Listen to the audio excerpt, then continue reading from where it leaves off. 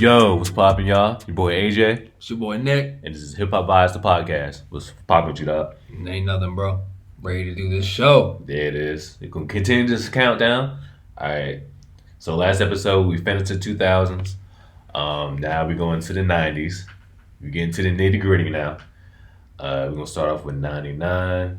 I'm happy you started off this time. Because I started off last time. All right, got you, bro. I said for artists, I said Eminem. For Slim Shady LP, man. I feel like that shit was like, I love that album. So I put 99. I put Eminem, and I put Dre and Dilla. Dre is number one for, because he put out 2001 at that time as well. Mm-hmm. And I feel like that production-wise was fantastic. Fucking amazing. It was really, really good. He took G-Funk and then he did he just went in a different direction. Yeah. A little bit, he still had the G-Funk synths and whatnot and all that shit, but he also started adding in a lot of piano. He started working with Scott Storch, who did a lot of piano and shit. And guitar sounds, all kinds of dope sounds. The production was fantastic. So I put Dre, but I did put Dilla in 99. I just love Dilla so much. I wanted to fit him in somewhere, and I think Dilla really did his thing with Water for Chocolate, which that's not hip hop. Okay, yeah. So Dilla puts Dr. Dre, and then J Dilla runner up. And then for album, I put Slim Shady LP, and I put Water for Chocolate as a runner up. And then for the song, I put The Next Episode as the song. Hold up. Wait, stop. I love that. Alright, so at first I was confused who to put for artist, but then I ended up putting Eminem as well for artist. Producer, Dr. Dre.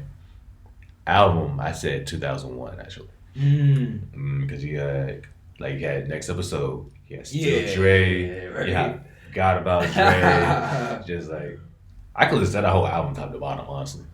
I had that vinyl sitting on my wall. That shit's one of my favorite albums. A song, I'll probably say My Name Is the song. Yeah, I was considering that one. Yeah, that'll probably be my song of the year. Actually, no. Wait, hold on. Oh no, that came out in 2000. Damn, never mind. Okay. Right, okay, never mind. Cause and then there was X came out that year. That album came out that year. Okay. But Party Up didn't come out until 2000. Cause I was about to say that. You could low-key, you could have put that for the 2000s as well. That's a song of the year, low-key, if you wanted to. But yeah, that was another great album that came out the year. And then there was X. Ja Rule's Corona. Sign No, man. Nah, fucking Ja Rule's debut album came out that year. Benny Goody BG. Jay-Z came out with Volume 3 as Carter. Yeah, I thought it was whatever. Yeah. A couple of joints on there. That's when I had Big Pimpin', right? Yeah, bro. Yeah, Big Pimpin'. Yeah, big. Pac and the Outlaws had another album that came out that year. Still I Rise. Nas came out with I Am. Yeah, I thought I Am was I Am. It was a good album. I didn't really Hate Me Now shit. I wasn't really feeling that record. But I thought there's some really good hidden joints on that album. Production is inconsistent. I think the production dip was significant from it was written to I Am. I was like, yeah, the beats aren't as good, but yeah, it was a good album though. Nas is like, oh yeah, classic. Yes, that was a classic. One of my top 10 Nas tracks, maybe top 5. Right. Snoop Dogg dropped No Limit, Top Dog.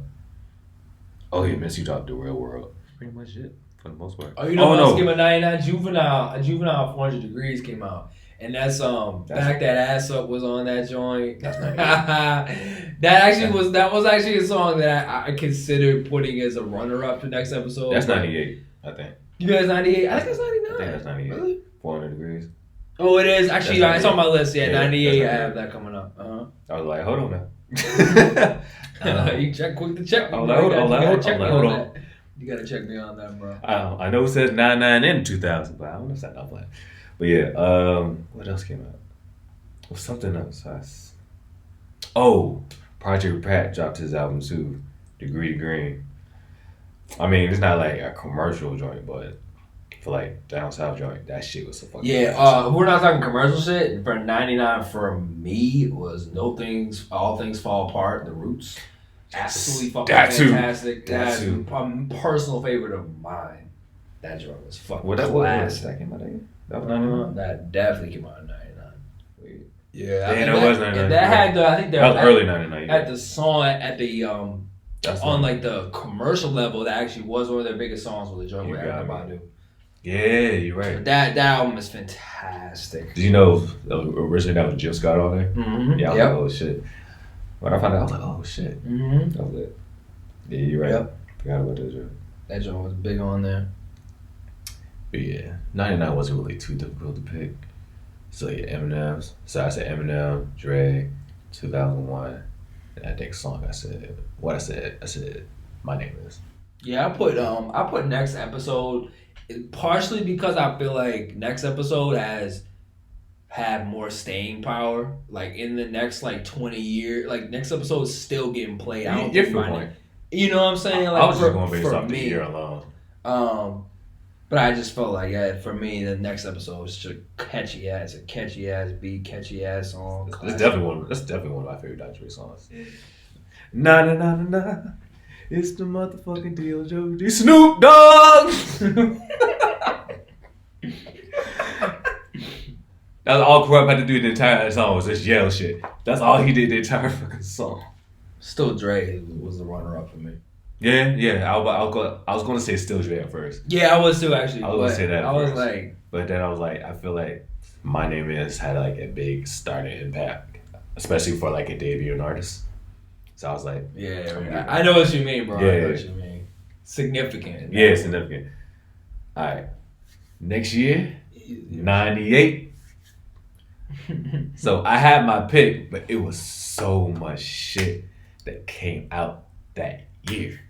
But starting off, artists, you see the shirt, you see the jersey. They don't see the jersey. They don't see it. If we were doing a video, you will see the fucking jersey.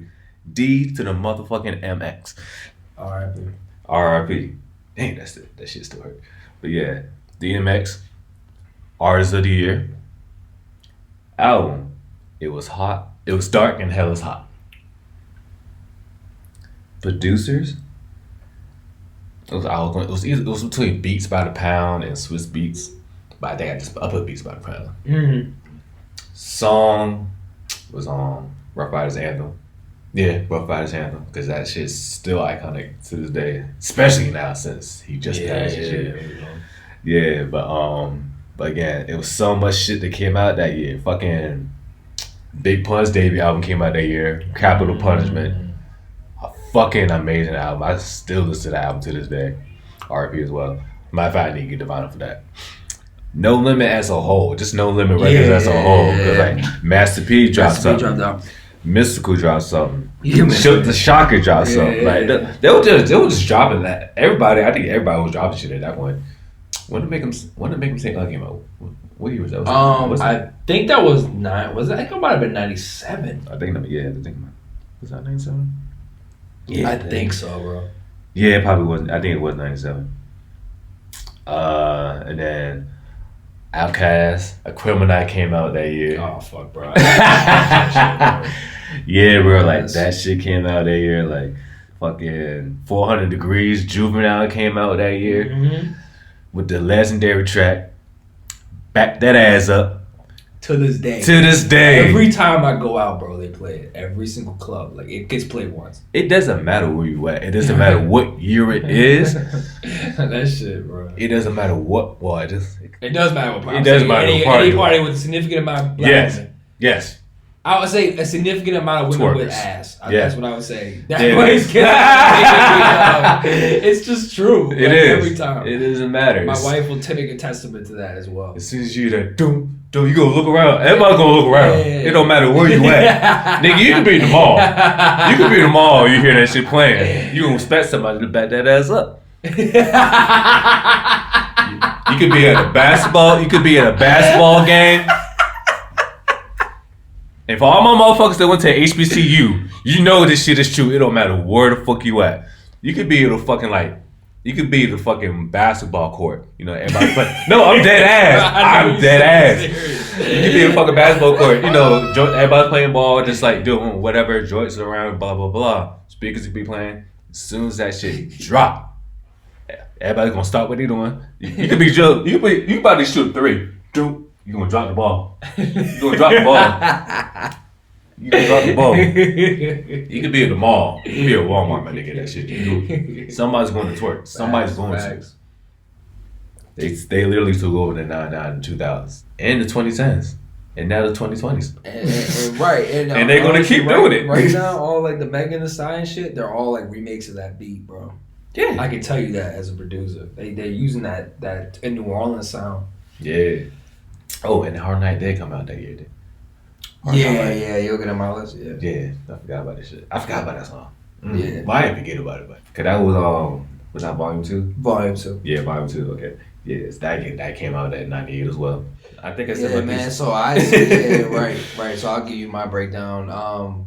DMX as well. I mean, the thing is crazy that he put out 2 albums in 1 year. Yes, which is crazy, right? And they both debuted at number 1. Right, which is crazy. Like that was definitely his year. That wasn't no way. And that's a fun fact for everybody. The Grammys. Yeah, Jay declined or he refused to show up to the Grammys at all because DMX wasn't even nominated. So DMX has a lot of respect for from rappers, especially people in New York. Yeah. A lot of respect. And I think, and for me, the reason why, I mean, he's such an obvious one for this year, but he's a bit of an enigma. Like he's a special artist, man. Like just like his whole shit. Like, you know, It's Dark and Hell is Hot, so that's the album I put for the year. Yeah. It is like, I mean, it really lives up to that name, bro. Like, it is dark as shit. Like, it is really dark.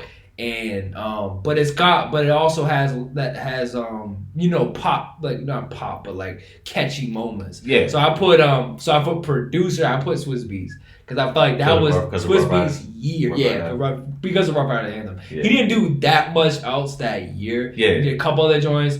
But for me, I felt like that was his, like, taking off point, and that beat is so catchy.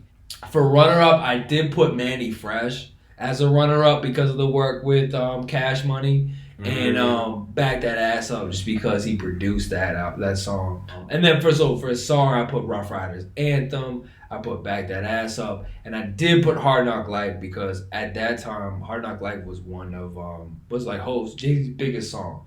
At that point, that was his biggest song. It was a huge song, and it was catchy too.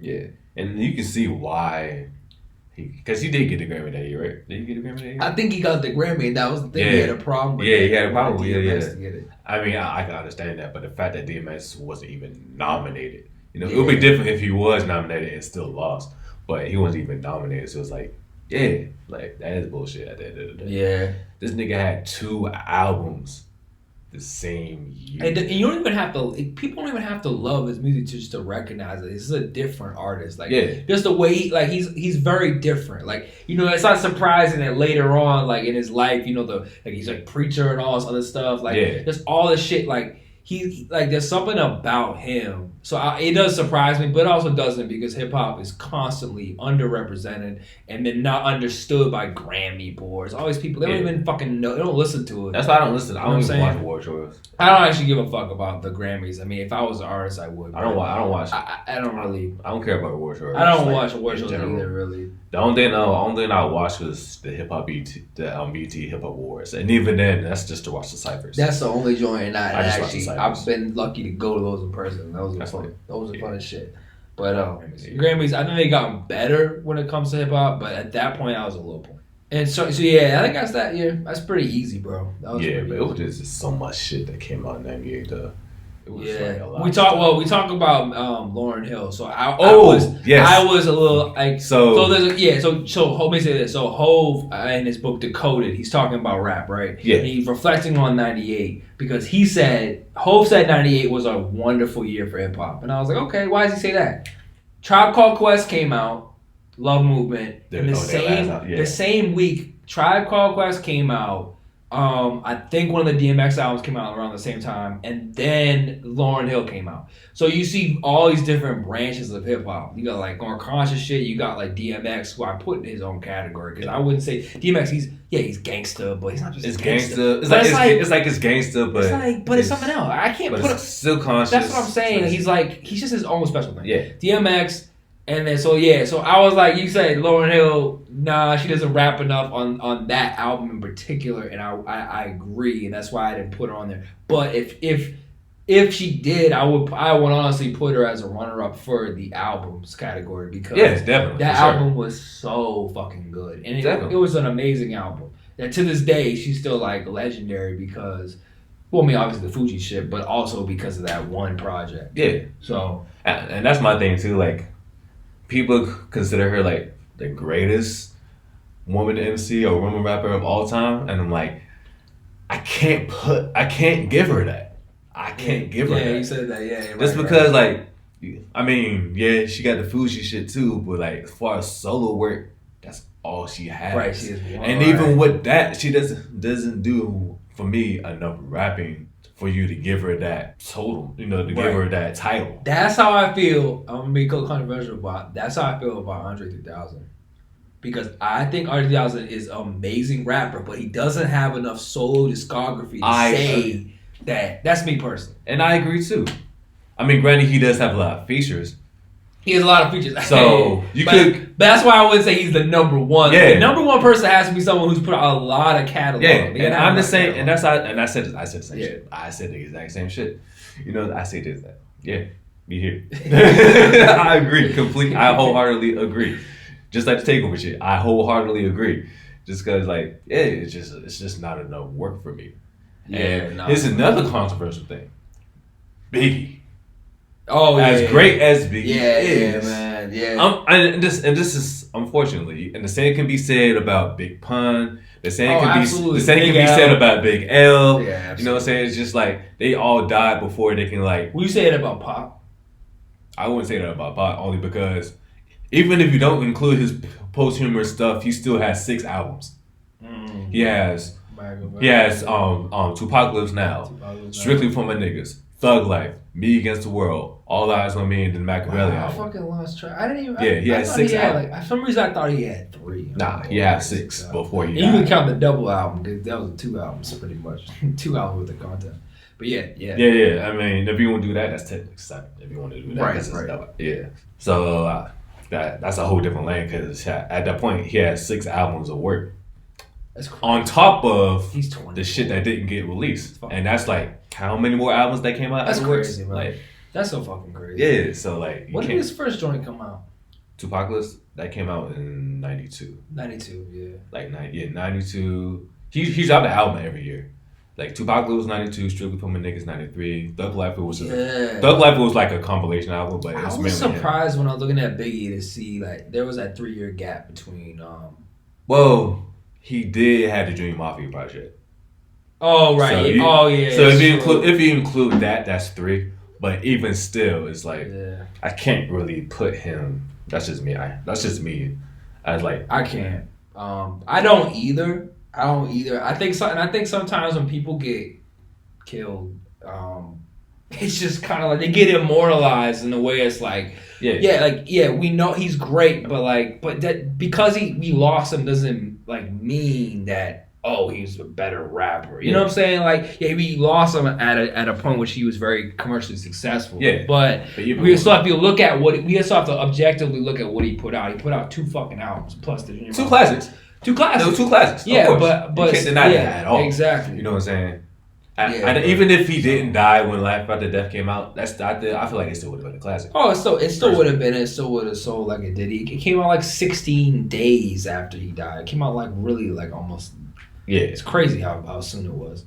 But yeah, we say that to say if we consider Miseducation of Lauryn Hill, if we consider that a rap album, it would definitely be a runner-up for 98. For me, For for 98. you too. You think I'll put it above Capital Punishment. Yeah, I'll put it above Capital Punishment. Just because she had a lot of messages, she's conscious, and all this stuff. You know what I'm saying? The love movement for me, and then the love movement for me was pretty good. It wasn't fantastic, but I liked it. I thought it was good. Because at that point, the chemistry between Q Dog and Q-Tip and Phife were done at that point. Honestly, yeah, they were beefing. They were beefing at that point. Well, as Q-Tip says, Phife was beefing with me. I was just watching one of their documentaries. Oh yeah. I want to watch that one. It was cool. I was glad they were able to patch everything up before before Phife passed. Other than that, I think we covered that shit. Yeah, I mean, that was a really great year for hip hop. Like a super great year. Yeah. Okay. Yeah, we lost the conversation. Right? 97. 97. Was that you or my up? I forget. I think I'm up. Oh yeah, Yeah. So for 97, I said Biggie, and for producer, I said The Hitman, and R.I.P. Chucky Thompson. That's a dope dude. He's a DMV legend. He passed away earlier this year from coronavirus, but I actually had the pleasure of meeting him and playing music for him one time. Down at the radio station. Oh shit! Which one? So he was PGC. Oh shit! Yeah, so that was dope. But he was part of that team with Diddy that really just killing shit at the time, like doing shit for Mace and doing shit for Biggie and all that shit. And and Life After Death. I mean, this one was really easy for me. Life After Death and Song of the Year. I put Hypnotized. Yeah, I mean, it's really kind of just pretty straightforward all around. I don't even remember what else came out in 97. There's a lot of shit that came out. I'll get to that. So, my list is literally the same as yours. Biggie, Life After Death, Hitman, Hypnotized. It's literally the same shit. However, for the list, I say Biggie. As a whole, that was Bad Boys year. Yeah. As a whole. Yeah. And not just off of Biggie. Because, Biggie dropped Life After Death, but then Diddy as a whole dropped I think No Way Out. That's the shit that had All About the Benjamins on there. Yeah. So that came out. Mace's debut album came out that year. Yeah. So like Bad Boy was just on the whole run as a whole that year in general. Another album that came out that year, my underrated album of the year, Uptown Saturday Night, Camp Low. That shit. With Lucchini. This is it. That was my shit. Coolie High was my other joint. I like that. That was my shit too. Yeah, that's a good one, bro. That's a good pull, bro. I forgot about that shit. Yeah, I was looking at the album. I was just like, I think what else? I was like, oh shit. No, it's gotta be some other shit that came out. Bone Thugs dropped Art of War. Oh. Another double album. Yeah. Wu-Tang dropped. What was it? Wu-Tang Forever that came out? Was that Wu-Tang Forever? Yeah, Wu-Tang Forever. Another double album. Common dropped. One Day It Will All Make Sense. I love that album. Master P dropped Ghetto D, another classic album. That's when Make 'Em Say came out. Yeah. What else came out that year? Are You Still Down? Pac dropped another album that year. Are You Still Down? Oh, In My Lifetime Volume 1. Oh, yeah. I forgot about that. That fucking intro was amazing. It was fire. Yeah, you played that shit the other night. Yeah, A Million, Rhyme No More. Rhyme No More. That is some joints on there. One of my favorite was Where I'm From. Yeah, that was Where I'm from, Mozzie, son, ain't nothing nice. That shit was hard, bro. Oh, that's when LL dropped Phenomenon. That's the one that had 4, 3, 2, 1. When he's dissing fucking Cannabis. Oh yeah. That was, and Scarface dropped Untouchable. That's what Smile was on it. Was it? Oh no, Aquemini was 98. Yeah, that was 98. 97 was really all Bad Boy. Yeah, bro. I mean, a lot of double albums. I found it kind of funny and ironic. Pac dropped the first ever rap double album. Right. Then of course, as soon as he does it, Everybody's Biggie want to come out with fucking Life After Death. Wu-Tang comes out with Wu-Tang Forever. Bone Thugs come out with Art of War. Those are all all double albums. Oh, shit. And all them shits came out in '97. Oh shit. Yeah, that's all these crazy. shit came out in '97. So Pac low key started a trend at that point. Like Pac can do it, I can do it too. Right. You know what else is that they actually the record companies would count that album as It's two two albums, right? yeah. So people are like, that's a good market. Look at, and we talked about this earlier. Streams. See what Drake's doing. Like they're doing the same shit. Like it's like Yeah. doing 50 million because they're not trying to make that money. So yeah, that's true. That's another. But I feel like as far as the streaming process, having that many songs, it's kind of like yeah. And then with this generation too, it's kind of like this generation has like a shorter attention span, so they're not gonna like really want to sit through. I think full fledged album. I think it's really like just to like you play it because music is played in the background a lot now. So it's like they just put it on and Spotify will automatically keep playing the joint. Yeah. Like I know Migos put up a new playlist and it's literally their album over 5 times over a row. So you click on the playlist and it'll just play and they'll just keep racking up money. That's this is money, man. Music is not just music; it's money too. I'm a businessman, so myself, so that's why I see things that way as well. Yeah, man. So I think we got 97. We definitely got that shit. That's pretty much that. 96 on me. 96 was really hard for me. Artist, Pop. Album, All Eyes on Me. Producer, Organized Noise. Song, California Love. Yeah. For me, which is pretty much straightforward for me. Just because, like, Pocket came back. He got out of jail. And he's new on Death Row. He worked on a whole new album. Yo, he was in jail. He had a mission. Like he got out of jail. He had a whole mission. Bro, he got out of jail only because Jimmy Iovine and Suge Knight 1.5 million on bail. Yeah. I mean, god damn. And I mean, I think they made it back though. I mean, they definitely did. They made that shit They back. definitely did. I mean, that shit went diamond, so Right. that shit's certified diamond now. But yeah, like he came back with a vengeance, bro. Like this nigga had like 6 singles. Right. 6 that he had. California Love. Both that and a remix. He had How Do You Want It? 2 of America's Most Wanted. I Ain't Mad at You. It's not a single, but Hearts of Men. I always play that joint. Oh yeah, that All About You. That was another single. Oh, okay. I mean, Hit 'Em Up came out that year, which probably at that time one of the most prolific disses at that time. And then even after he passed away, he dropped the Machiavelli. Well, he didn't drop it, but like they dropped the Machiavelli album like 2 months after he passed.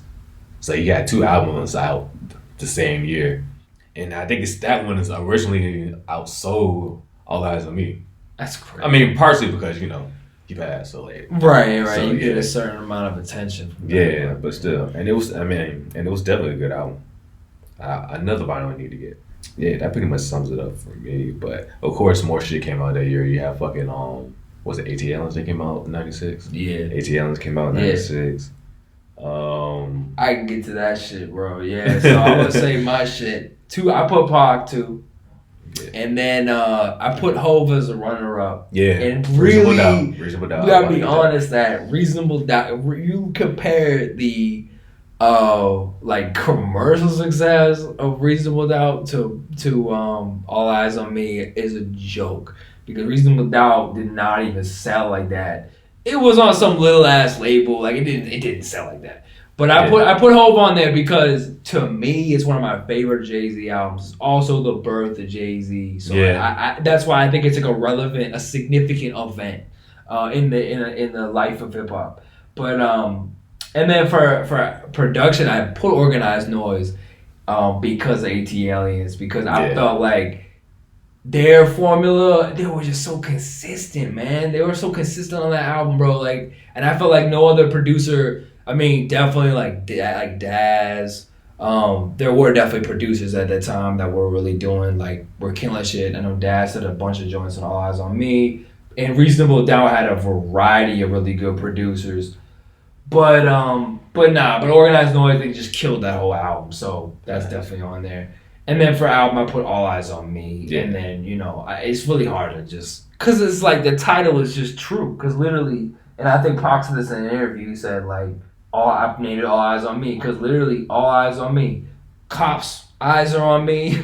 All the fans' eyes are on me. Fucking FCC, which is like the, radio, their eyes are on him. All the girls' eyes are on him. All the dudes' eyes are on him.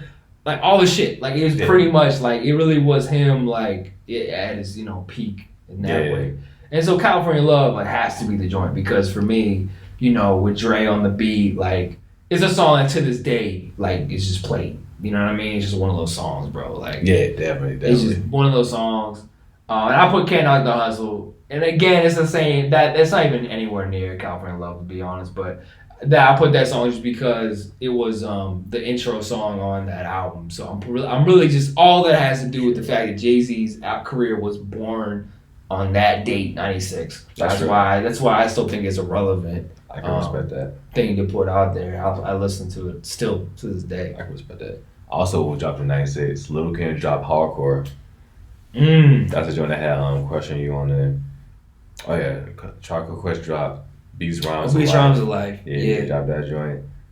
I mean, this is more of an underground joint, but Eminem dropped Infinite. Yeah, underground joint, and also the Roots dropped Philadelphia. Yeah, I was about to say that shit too. That's what they do. Why? What they do? Yeah, that was my shit. What they do is fucking fire. But it also clones Concerto of the Desperado. That was a really hard album. And for Philly, that was big. Even though it was low key. It wasn't like commercial success. But what they do like actually made a little bit of a splash. Set them up for the next joint. And then Mobb Deep dropped Hell on Earth. Oh, I'm glad you said that. I totally forgot about that. Hell on Earth is fantastic. Yeah, it really is. Really, I felt like it was like a really good sequel. Godfather Part 3 in particular. Yes. But a couple of joints on there in particular. They had a lot of shit on there. It was like it was Hell on Earth. I mean, it really did capture that vibe. It was like some of that shit was scary. It was like even the interludes and shit. Like I was like, oh shit. Oh yeah. There's some hard shit, bro. And then of course it was written. I mean, listen. The fact that I feel ashamed. Shit, bro. It was written. Yeah, I gotta talk about that for a second because I think it was written like. I'm following Illmatic. I mean, how the fuck do you follow that up? It's hard. But I felt like it was written is a great album. Like, it is. Stop comparing it to fucking Illmatic, bro. Like people it's keep two different lanes. It. Like you can't. It's two different lanes. I think it was written. He was going a little more in the like gangsta mafia rap type shit. But I felt like he still had the lyricism and the beats. I really liked the beats on it was written a lot. Yeah. Like. There was a real smooth vibe, and track masters did their thing on it. The message. I think one of the biggest hits that like still gets played. If I Ruled the World is one of his biggest songs like to date. But also you have tracks like the track with produced by DJ Premier. I think it's where he's telling the whole song from the perspective of a gun. I Gave You Power. Yes. Yeah. That one's one of his best songs of his entire career, in my personal opinion. So, fun fact. This night is still 96. The Machiavelli song, Me and My Girlfriend. I'm sure you know. I definitely. The concept of that song was based off I Gave You Power. Because Me and My Girlfriend, his girlfriend is this guy.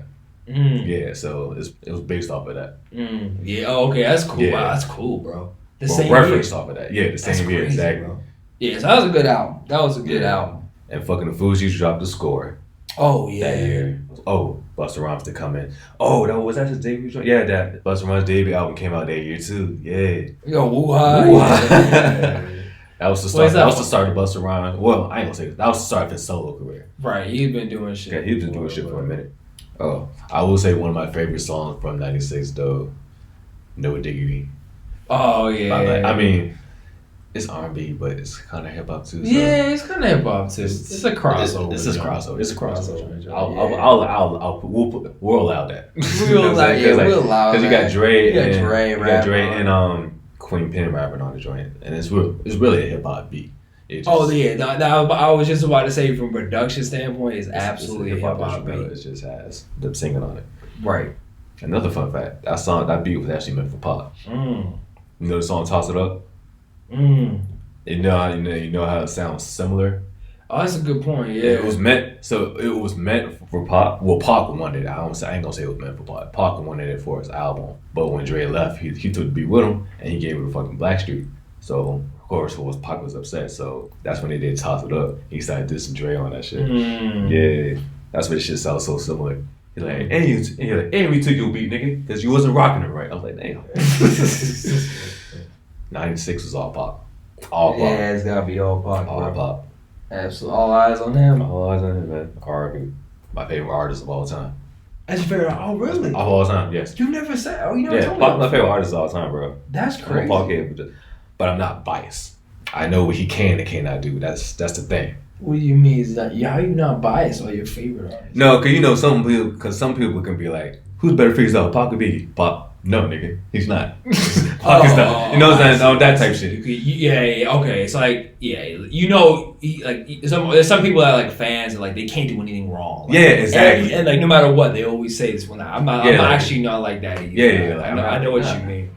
For example, like I put the video like advertising the whole like who like popping in 07 Wayne versus T-Pain, and one of my friends, he's a Wayne head, so like anytime he thinks somebody's bad mouth, he's going like go in. Yeah. And I'm just like, I'm not even I'm not even going to like respond to that because it's right. I know what you're about. You're a Wayne head. You can't get through the Wayne head. No, I mean, it's like because they've chosen a side. Yeah, it's not always about choosing a side. It's about just like look at the landscape of the music. Like it's like it doesn't have to be one or the other. Like they could, you know what I'm saying? Yeah, like you know where they're gonna go. Yeah, exactly. That's what I'm like. I'm not really like that with almost anybody, bro. To be honest. Yeah, I'm not like that. I'm kind of like open to shit, but yeah, Pac is my favorite artist of all time. So like, wow. Yeah. I mean, I know why you say that.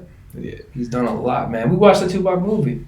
Oh yeah, and, yeah, it was a pretty good movie. But I think the real star of the show, you didn't think it was pretty good. You thought it was pretty. You didn't thought it was like average or bad or how did you feel about it? I thought it was pretty good. It was good for what it was. I feel like they could have did more with the movie. We could go all day with that, but like just to keep it short, like I feel like they could have did way more. I mean, there was stuff they did that I like how they touched on the whole like who set them up type shit. So you finally know who set them up with the first shooting. I like how they focus on his relationship with Quincy Jones, his daughter. I like how they focused on that. I like how they had like some of the original Outlaw members like in the actual movie. Yeah. So I did like that, like little small shit. I like how they had Snoop's voice. I thought that was funny. They had Snoop's voice. I didn't like that. Honestly. You didn't like it? Why not? It just didn't match. I thought it was funny. He was talking shit. Like, he was like, man, fuck them niggas. He was like, but when I first watched it in theaters, I didn't really realize that. I just thought the niggas really sounded like Snoop. Like some people like voice actors that good. Then when I found out, I was like, that's disappointing. And that's one thing. And that's another thing. Like you had all this time to work on this shit. You couldn't get somebody like For me, bro. I feel like it should have gotten the Straight Outta Compton treatment, but it didn't. That's what I'm saying. I took film class in school, right? And I also love movies. So like I look at movies like Straight Outta Compton. Like they had some real fucking like good technicians, film people on staff. Yeah. I felt like they kind of rushed the Tupac shit. And it just sounded. It felt like they were trying to get it out on his birthday. They were rushing to get it out on his birthday. Okay. The movie like came out on his birthday. So. Okay, I understand where they're coming from with that. That's cool, but I felt like the movie was very reactive to Straight Outta Compton. Like, oh, Straight Outta Compton. Here you go. Like I think they could have done a lot more to paint a better picture of him. Like some of the stuff with his mom and shit. Like I think some of that comes down to honestly the acting. I think the acting at times wasn't as good as it should have. That too. I felt like the dude that played Pac, he looked like him. He looked like Pac. But you thought he could have been better. You thought he could have. Yeah, I think he could have been better too. I think he came off a little. I seen him in other stuff. He can act. I just don't think the role was really for him, other than the fact that he looked like Pac. Yeah, personally. Yeah, I can see why you say that. I think they definitely put the face first. I think one of the problems was the screenwriting. The screenwriting wasn't good enough. I think they should have got a better screenwriting. But I think that also goes to the point. Dialogue could have been better. But that also goes to the point that like there was really nobody other than like maybe the Outlaws. There was really nobody there to like tell the story. Like with Straight Outta Compton, you had Q, Dre, Yellow, Ren. You know what I'm saying? They were there. You know what? That's a good point, bro. And even with like when Notorious came out, because Notorious came out before all of that. Oh, you still had Biggie's mom. You still had Diddy. You still had J Rock. You still had Lil Kim. You still had all these people that was still around that could give their side of the story. And you had somebody like who could tell the story, but also what I was saying with the film quality. give it a good budget. You know what I'm saying? Yeah. You got Ice Cube's a film legend, bro. Yeah. The motherfucker had all the connections. Like, I'm kind of upset that they didn't do the same for Tupac. How the fuck? Yeah, like, that's but what, fine. Suge Knight gonna pay for it? Like, who's gonna, you know what I'm saying? Like, so I think they definitely missed something with that. I did like Suge Knight's actor, though. I feel like he did a good job. His actor? I did feel like he Yeah, fit I the think role. so too. I think so too. I remember that one line he had. I think you need some protection too, just in case. Just in case. Like, I thought that was great. But Like, eat some more, man. Oh, you done eating off my plate now? Like, what? like, I thought that Like, was you thirsty? Wash it down. Just pour a little bottle of champagne. And I'm like, God dang. I think I liked Sugar a little more in Straight Outta Compton. His portrayal in that movie was it was kind of That nigga wasn't acting though. Oh, 'Cause you said that what? nigga wasn't acting though. Cause I saw he got arrested for like battery or some shit or like Shit. something like that. And this is after the movie. This is after the movie Right. came out. Well, it's believable. And someone was like, "Damn, nigga, it was only a movie." Just like the scene when he pulled up to get his parking spot. He was so Yeah. mad about his spot. I was like, oh my god. And like, park my car. And better have no blood in my seats neither. Oh, my other favorite part was when Dre knocked the dude out in the studio, and then You laughed. You're like, he just laughed. He has that deep laugh right after he did it. That's it. He literally knocked out his homeboy right in front of him. He did. He's on the ground like stretched out. knock the fuck out. I don't think Dre would have done that shit though. And of course, I mean, Dre some stuff is probably gangster, man. fabricated. Of course, I mean, not every biopic is going to be 100%. Well, that's part of the problem with the Tupac one. I feel like Yeah, it definitely wasn't that. But Straight Outta Compton is like the closest biopic is going to get to 100% that you can get. That's like between that and Ray. Ray. Oh wow. And Ray. You know what I'm saying? Those are like the S tiers of biopics. Those are the S tiers. Yeah. Did you see the Aretha Franklin movie? This is not hip hop, but I didn't watch it. No, I saw that shit. That shit was good. It was? Yeah, I didn't it was watch good. it. It was The only good. biopics I seen Ray, Straight Outta Compton, Aretha Pop, Franklin was good. Notorious. TLC joint. I'll put TLC below those two. Like, that was a good one too. TLC joint was good. The only thing I didn't like on Straight Outta Compton, I'm nitpicking a little bit here, was the Pac scene. Like, when Jay came to the studio and he was recording Hail Mary, like, Dre was not at Death Row when Pac was recording Hail Mary. That was my only, like, thing with that. Yeah, they made it all Hollywood. It's kind of Hollywood shit. I'm like, you could have picked, my thing is like, you could have picked any song for him to record it. Y'all picked Hail Mary. I'm like, y'all couldn't put Two of America's Most Wanted. Y'all couldn't pick fucking I Ain't Mad at You or whatever. You know what I'm saying? Like, type shit. You know what I'm saying? To keep it like keep it relevant. Yeah. Back when Dre was actually kind of still there. Or you could have did fucking Can't See Me. Because Dre actually produced that one too. He only produced 2 songs on the whole album.